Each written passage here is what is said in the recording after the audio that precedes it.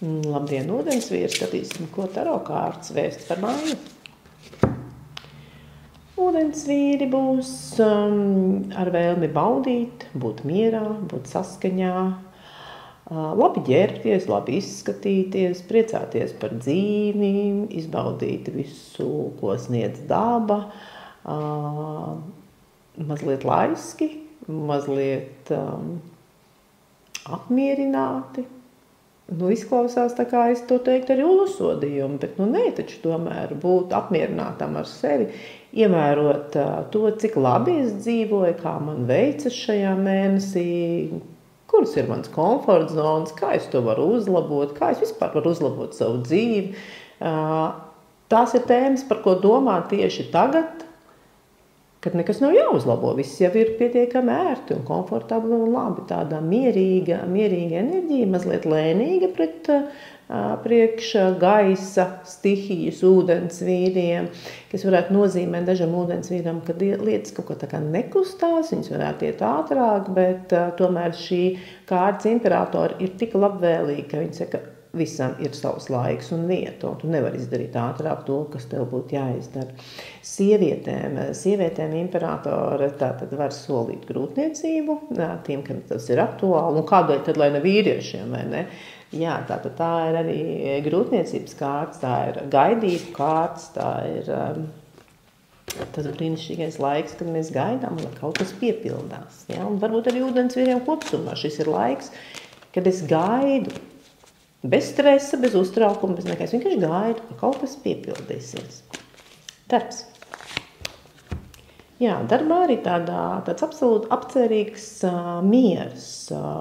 Šī kārtas runā par kaut kādu lietu apvienošanu, par ieklausīšanos, par mācīšanos, par gudrāku cilvēku uzklausīšanu. Tas ir par speciālistu uzklausīšanu, par konsīliju, par sanākšanu kopā, par vīzijas radīšanu, par domāšanu, ko tālāk, kā mēs varētu veidot mūsu biznesu, bet tas ir tāda kā kārtas, kurā mēs radām vīziju, jo nav nekur jāsteidzās, viss ir labi. Mēs varbūt drīzāk mācamies, mēs apgūstam, mēs saprotam kaut kādas lietas, varbūt pārrēķinām, ja, bet faktiski mēs darām kaut ko tādai kopīgai lietai, lielai kopīgai lietai. Tas nozīmē, ja, ka jūsu uzņēmums vai jūsu darba vieta var tik kaut kādā veidā savienoti ar lielākām lietām vai iesaistīt plašākā mērogā.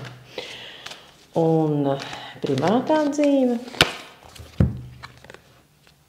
privātajā dzīvē imperators runā par ļoti tādu vīrišķīgu enerģiju, tātad es saprotu, ka ģimenē vīrieši šeit ņems galveno iniciatīvu ar vēlmi pieteikt savu gribēšanu, varēšanu, savu ietekmi, un galu galā es esmu vīrietis, un galu galā es esmu galvenais pelnītājs. Galvenais, lai te neaiziet līdz kašķiem. Tātad atkal. Šo enerģiju mēs varam izšķīdināt ar kopīgu sportošanu, kopīgu dārzu darbu darīšanu, kopīgu enerģijas izlādi, kas neliek mums agresīvi vērsties vienam pret otru tajā brīdī, kad esam kārtīgi pastrādājuši darbā vai pasportojuši, mums vairs nav spēka pievērsties savam egoismam, jo imperatora kārtas ir mazliet egoistisks. Imperators saka, es te nospraužu savas robežas, es iešu, piemēram, skatīties hokeju, nezinu, cik tur tās dienas vakaros, un tu tad tiec mājā galā kā pats gribi. Ja, tā kā šeit ir tāda bezlieka egoisma uzplūdina. Tie cilvēki, kas pašlaik tikai meklē attiecības, imperators ir darītājs, imperators ir ietekmētājs, un šī kārta saka tā, sievietes var satikt savu īsto, vienīgo, superīgo, lielisko vīrieti, un vīriešiem ir jābūt īstajam, superīgajam, lieliskajam, un tad jau viss notiek, ja? Iniciatīva un aktivitāte. Un padoms.